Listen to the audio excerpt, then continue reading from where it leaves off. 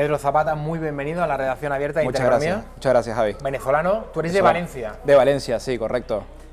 Si no me equivoco, creo que es la ciudad venezolana donde más se ama la tauromaquia. Pues hay una tradición muy importante de tauromaquia en Valencia. Ten en cuenta que tiene la segunda plaza más grande del mundo después de la México. ¿Ah, sí? Sí. Está la México, la Plaza de Valencia y las ventas en Madrid. Bueno. Sí. Importante dato, me gusta que me lo aportes. Sí. Pero Zapata, que es analista político, yo lo he nombrado antes como venezolano en el exilio. Su patria es Venezuela y bueno, él está muy feliz en Madrid, pero entiendo que algún día te gustaría volver, Pedro. Pues mira, la verdad es que después de todo este tiempo no lo sé. Sí es cierto que me gustaría, sobre todo, que de fruto de mi trabajo y mi esfuerzo en España, poder ahorrar e invertir en Venezuela, que es lo que va a hacer falta ahora, ¿no? Reinversión una vez que recuperemos la libertad, que ahora es lo primordial. Hoy, el señor Juan Guaidó, autoproclamado presidente de Venezuela, nosotros desde esta casa también lo reconocemos como presidente de Venezuela, ha nombrado su primera decisión fuera de las fronteras, ha nombrado al nuevo embajador venezolano en España. Se trata del señor Antonio Ekarri. ¿Qué nos puedes contar, Pedro, sobre Ekarri, el nuevo embajador? Primero un apunte, Javi, es que has caído en el discurso de decir autoproclamado y hay que tener cuidado con eso. He dicho que nosotros también lo... No, me parece muy bien, pero ten en cuenta que Juan Guaidó no se ha autoproclamado. Él, dentro del marco constitucional, el artículo 233, asume la presidencia al haber un abandono por parte de una usurpación en toda regla por parte de Maduro. Y ya volviendo a tu pregunta sobre el señor Ekarri Bolívar, como lo conocemos, porque su hijo también se llama Antonio Ekarri y también está en la política, es una persona con dilatada experiencia política nacional y regional, diputado de la Asamblea Nacional, y que ahora pues parece que será designado, falta por aprobar la próxima semana, como embajador en España. Es uno de los tantos nombramientos que se han hecho ya en distintos países que han reconocido a Juan Guaidó como presidente legítimo de Venezuela. Bueno, cada vez son más, Pedro, sí, los países, tanto en la Unión Europea como en América, que han reconocido a Juan Guaidó como presidente venezolano. Sí. Esta mañana Felipe González, expresidente del gobierno español, del PSOE, socialista, lleva algunos años mediando con la oposición, trabajando, remando a favor de acabar con el chavismo en Venezuela. Por cierto, lo contrario a lo que está haciendo otro expresidente español, otro expresidente socialista, en este caso Rodríguez Zapatero, que está siendo la muleta de Nicolás Maduro. Esto ha dicho esta mañana Felipe González en Telecinco. La población necesita alimentos y medicamentos. Lo necesita con absoluta urgencia. Todo lo que ha engordado Maduro ha adelgazado la población. Esta es la verdad. Por tanto, necesita eso. El gesto que se está haciendo es un gesto que tiene un carácter simbólico. Hay 18 millones de venezolanos que necesitan urgentemente ayuda humanitaria. Maduro no duraría ni una hora en el poder si la cúpula militar, y especialmente la cúpula militar del ejército, el propio jefe de las fuerzas militares, le dijera, no que organizaran un golpe de Estado, es una tontería, le dijeran, oiga, nosotros respetamos la Constitución y usted, señor Maduro, no la respeta, por tanto no tiene nuestro apoyo. Bueno, eso es lo que decía el expresidente Felipe González. ¿Qué te parece? Te voy a preguntar por el papel de mediación de González y por el de Zapatero, porque la oposición venezolana no está nada contenta, sino todo lo contrario, con Rodríguez Zapatero. Por supuesto. España, en su rol de líder de Iberoamérica, líder nato de Iberoamérica, sobre todo de cara a Europa, todos los expresidentes han asumido un papel, e incluso presidentes durante la presidencia de Rajoy fueron los primeros pasos importantes dentro de la Unión para ayudar a la oposición democrática venezolana.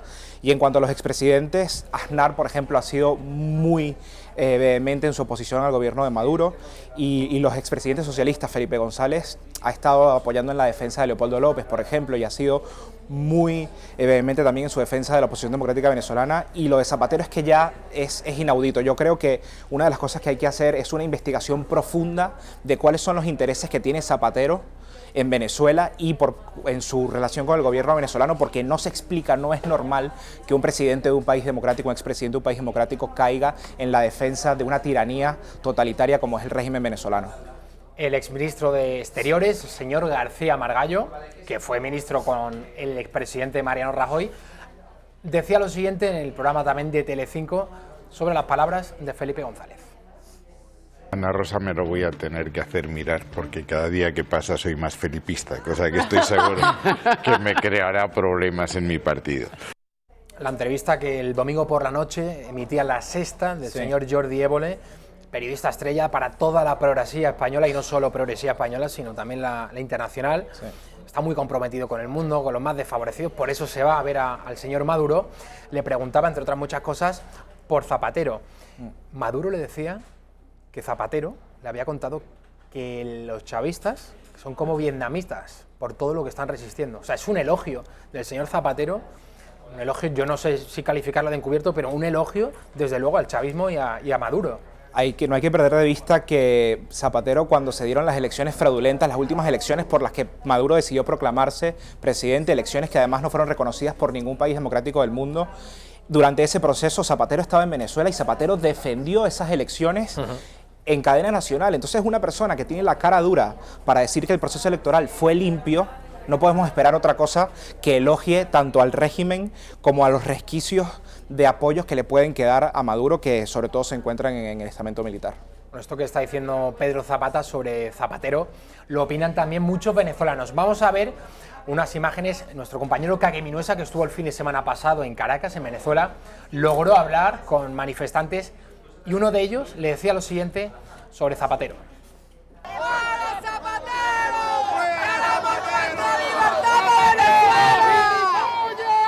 ¿Creen que Zapatero no ha apoyado la libertad en Venezuela?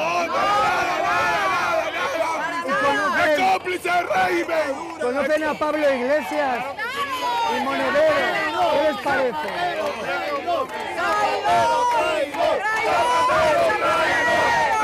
Zapatero traidor. ¡Sí se puede!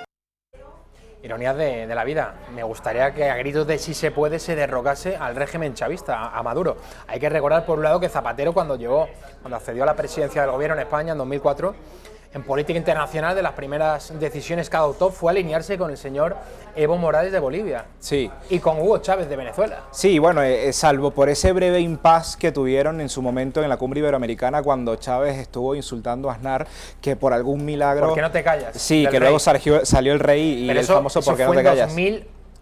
Finales de 2007. Sí. Y habló cuando Zapatero accede a la presidencia en 2004, ya. Al principio de esa legislatura... Él, se alinea sin ningún tipo de... Tú tienes que tener en cuenta que en 2004 este socialismo del siglo XXI que campaba a sus anchas por Sudamérica era la panacea, ¿no? de la progresía mundial, era la esperanza de los pueblos oprimidos, porque claro, teniendo las materias primas a los precios elevados que tenían una cartera impresionante para regar dinero por todos lados. Cuando eso se acabó y tuvieron que poner de verdad dinero que no tenían, donde estaban poniendo sus palabras, ocurre lo que ocurre y todos se empezaron a desmarcar, o por lo menos los que tenían un poco de vergüenza se empezaron a desmarcar. Bueno, el comienzo del chavismo es subsidiar a grandes masas de la población, lo podía permitir al principio, puesto que el precio del barril venezolano estaba a un precio altísimo. Sí. Podía hacerlo porque Venezuela exportaba mucho petróleo y eso le daba lugar a dar luego lecciones de política social. Ya hemos visto cómo ha acabado la broma del chavismo. Y esto, Pedro, recuerdo a todos los intelectuales al final de la Unión Soviética, los 80, principios de los 90, en el bloque de Occidente, bloque occidental, cuando se referían a la Unión Soviética. Ellos decían que, bueno, que lo que había pasado en la Unión Soviética no es el verdadero socialismo, que es lo que había derivado, que eso no es el verdadero comunismo. Y ahora estamos viendo cómo con Venezuela sucede exactamente lo mismo. No, es que Hugo Chávez, bueno, es que tal, es que ha derivado en una herejía del socialismo, es que Maduro es peor que Hugo Chávez, cosa que es cierta, Maduro es peor que Hugo Chávez, pero es que parece que el socialismo es algo como mágico y está flotando, yo no sé muy bien dónde, pero es una ideología que, a pesar de haberse aplicado durante más de 100 años con resultados nefastos, siempre con privación de libertad, con muertes, con ruina para la gente que vive en el país donde se aplica, pero hay un socialismo mágico que unos intelectuales muy brillantes todavía no nos han explicado en qué consiste. Y que definitivamente no existe, porque cada vez que se prueba, no estamos hablando ya de la Unión Soviética solamente, sino que es lo mismo que va a ocurrir cuando caiga el régimen cubano, que yo guardo la esperanza que será el que vendrá posterior al régimen en Venezuela. Cuando caiga el régimen cubano dirán que eso no es socialismo real. Lo mismo pasó con los Gémeres Rojos, lo mismo pasará en Corea del Norte, lo mismo pasó ahora en Venezuela. Y el caso es que, como tú bien apuntas, hay un socialismo mágico, que es ese que está en los libros, que es ese que supuestamente no vamos a poder acceder porque estamos todos muy aburguesados o estamos absorbidos en los cerebros por el capitalismo y que nunca lo vamos a poder conseguir, y la realidad no es esa, la realidad es que siempre el socialismo tiene que pasar por la opresión del individuo, por la opresión de las libertades, y eso en definitiva termina por desencadenar en los procesos que hemos visto, en miseria, en hambre y en opresión, y por eso tienen que apoyarse en métodos totalitarios para poder profundizar su modelo, porque si no es inviable. Bueno, aludí antes a Rodríguez Zapatero, que para mí es el padre ideológico de Podemos, de Pablo Iglesias, de Rejón, de Monedero. Tenemos declaraciones del propio Iglesias hace unos años, antes de fundar Podemos, en las que elogiaba la política exterior de Zapatero. Decía que era una esperanza para el socialismo. Él utilizaba el término latinoamericano, nosotros aquí hablamos de hispanoamericano siempre. Claro, siempre. Pero de aquellos barros son lodos, ¿no?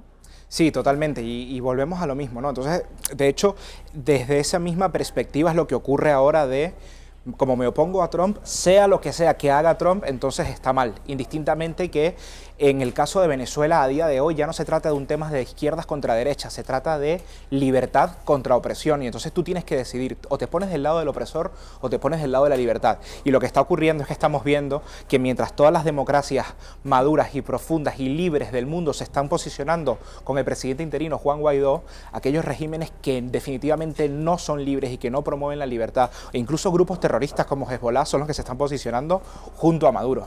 Entonces, ¿qué nos dice eso? Bueno, antes de ver las imágenes de nuestro compañero Kake Minuesa, que logró entrevistar a Juan Guaidó, presidente de Venezuela, ahora sí, Pedro, no autoproclamado, presidente de Venezuela. Interino. Cuando veamos esas imágenes, luego me vas a responder a la pregunta de qué es lo que está por venir en Venezuela, porque hay cierta inquietud también en si esto va a ser un proceso tutelado por Estados Unidos. Si los venezolanos que han sufrido tanto teniendo al chavismo en el poder y que se han comido todos estos años de basura ideológica y de miseria, al final van a venir un agente externo, en este caso los Estados Unidos de Trump, a pilotar toda esa transición. Antes de que me lo va a responder Pedro, pero antes de eso vamos a ver la conversación que nuestro compañero Kake Minuesa tuvo con Juan Guaidó. Presidente, son tres preguntas. La primera, ¿qué necesita Venezuela de España? ¿Qué necesita de los españoles? ¿Qué necesita del gobierno español? Bueno, Venezuela tradicionalmente ha sido el líder de Europa para Latinoamérica, ¿no? Su postura es muy importante para liderizar... La de España. Claro, la postura de España es muy importante para liderizar la política hacia América y hacia Venezuela. Así que yo creo que lo que ha dicho Borrell, el canciller Borrell, lo que ha dicho Pedro Sánchez, creo que es meridianamente claro. En Venezuela hay una dictadura, lo llamó tirano incluso a Maduro, y Borrell habló de que nos iba a reconocer en plenas competencias muy pronto. Así que necesitamos aumentar la presión que lidere Europa con respecto a esto y que nos respalde en la lucha por construir nuestra democracia. La segunda, quienes hablan en Europa de unas elecciones que convoque Maduro no tiene autoridad moral para convocar unas elecciones. ¿Cómo puede convocar unas elecciones alguien que califican ustedes de dictador? Por eso hemos determinado tres fases. Cese de la usurpación, que permita confianza en el sistema para conformar un gobierno de transición que genere estabilidad en el país, que atienda la emergencia, que contenga la emergencia sanitaria, que dé los pasos para reinstitucionalizar y tener una elección libre. A todas luces pareciera que con Maduro eso es casi imposible. Para acabar, en España se ha considerado que en Venezuela había un santuario de banda terrorista ETA aquí, de etarras que han vivido aquí. En esa reivindicación de la justicia, en España necesitamos que el nuevo presidente haga justicia con las víctimas del terrorismo. ¿Qué le diría usted a las víctimas de ETA cuando ven campar por sus anchas aquí de Juana Chaos, por ejemplo? Lamentablemente no solamente ETA, el ELN, el paramilitarismo, es guerrilla, entre otros. Vimos hace unos días cómo el autor material del atentado en Bogotá había estado en Venezuela mucho tiempo. Hoy el ELN extrae oro del sur de Venezuela y lo utiliza para comprar armas. Y yo lo decía hoy, por cierto, con respecto a la Fuerza Armada, no podemos seguir permitiendo que Venezuela tenga problemas con su soberanía, porque eso daña al resto del continente y del mundo. ¿Se compromete a extraditar a los etarras en Venezuela? Me comprometo a hacer todo lo posible porque Venezuela no permita ningún tipo de terrorismo en nuestro país. El socialismo del siglo XXI no ha triunfado. Mira, ni ha triunfado, y además ya en este punto esto ya no es un tema de izquierda o derecha, ¿no? Es un tema de humanidad, de valores fundamentales. Enhorabuena porque hoy comienza la historia en Venezuela, hoy comienza la libertad. Enhorabuena, un beso. Encantado, un placer. Gracias. Y viva Venezuela libre, qué alegría, gracias. Que viva Venezuela libre, así despedía Kake Minuesa a Juan Guaidó, presidente interino de Venezuela. ¿Tú qué crees que es lo que está ahora por venir?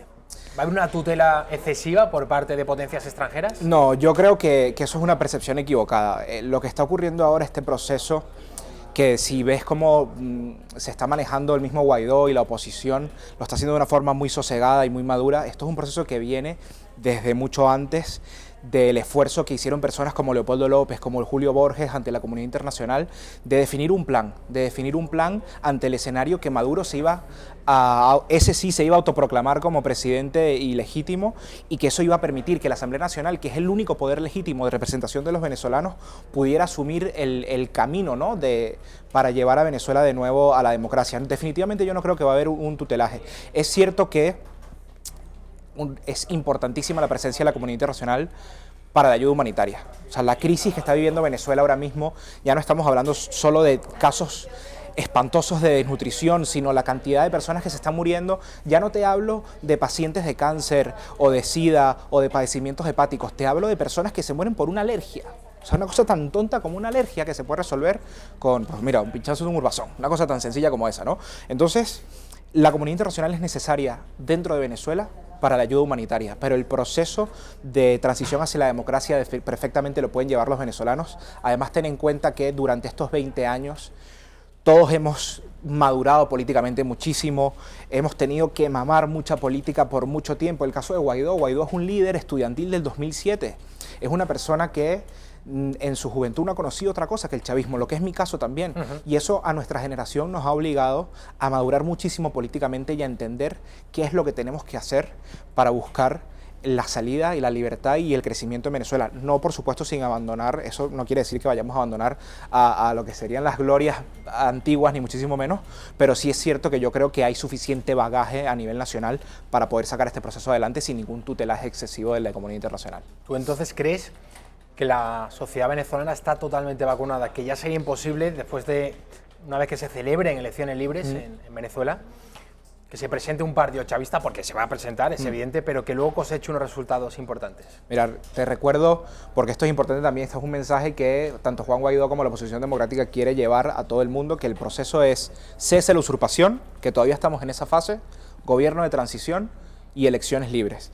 Y yo creo que la sociedad venezolana todavía hay un trecho, que hay un trabajo que hace falta, que es sobre todo a las personas que están en situación de mayor vulnerabilidad. El chavismo se ha aprovechado de eso para tenerles atados por el estómago, digamos. Entonces hay que pasar por todo un proceso. Primero, esas personas hay que ayudarlas porque son las más vulnerables de la sociedad, pero luego tenemos que ir evolucionando a que esas personas tengan una oportunidad de labrarse un camino por su esfuerzo propio. Yo creo que eso es un proceso importantísimo, que podamos salir de las cadenas del populismo, que no es solo un proceso que ha afectado a Venezuela como país, sino ha sido el cáncer junto con la corrupción de toda Hispanoamérica.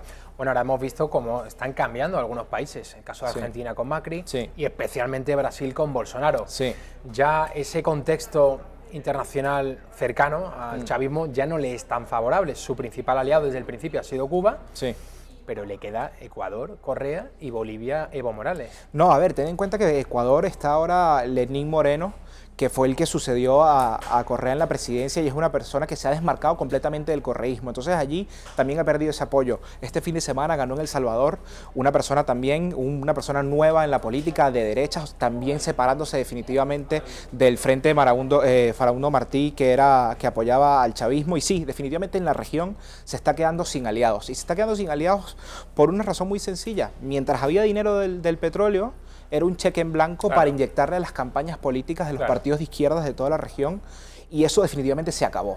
Y no solo se acabó, sino que las personas han visto las consecuencias negativas del modelo del dichoso socialismo del siglo XXI, lo que ha traído, la miseria que ha traído y la inflación que ha traído a muchos de estos países. Estamos hablando, por ejemplo, que hay gente que acusa a Macri de una mala situación económica, pero vamos a ver la cantidad de dinero líquido que se inyectó en Argentina durante el gobierno de los Kirchner, y la cantidad de casos de corrupción y el dinero que se robaron, es que pasarán años para poder solventar esa situación. Y es lo mismo en Venezuela. ¿Y ese fiscal que apareció muerto en un cuarto de baño? Eso se seguirá investigando y, a ver, Venezuela tuvo en su momento un caso muy famoso de financiación ilegal de la campaña de Cristina Kirchner. Esperemos que no estén implicados también en el caso del fiscal Nisman. Pedro, ¿es Guaidó la figura más apropiada para tutelar este proceso de transición? Porque, claro, esta travesía por el desierto le han realizado, entre otros, Enrique Capriles y especialmente Leopoldo López. ¿Cuál de estas tres figuras, desde tu punto de vista, es la mejor para que el día de mañana sea presidente de Venezuela? A ver, Juan Guaidó está en el lugar indicado, en el momento indicado, y yo creo que es la persona indicada, por lo menos para asumir este rol como presidente interino, que lleva adelante el gobierno de transición, que luego nos va a llevar a unas elecciones libres. Yo creo que es muy mezquino que a día de hoy nos estemos preocupando por quiénes serán los candidatos a unas futuras elecciones o a la futura presidencia de Venezuela post-transición. Yo creo que eso no es necesario ahora y yo creo que debemos dejar eso de lado y cumplir con la agenda, lo que te comentaba antes, cese la usurpación, gobierno de transición y elecciones libres. Y yo creo que Juan Guaidó está definitivamente preparado y es una persona que ha asumido este reto grandísimo con mucha humildad y con mucho compromiso, y yo creo que va a ser un buen papel como presidente de la transición. Pues con quien sí pudo hablar Kake Minuesa fue con Enrique Capriles. Golpista es, ¿qué pasaría si el presidente Pedro Sánchez, hoy jefe del gobierno español, cierra el Parlamento español? ¿Qué pasaría? Pregunto. ¿Qué hizo Maduro?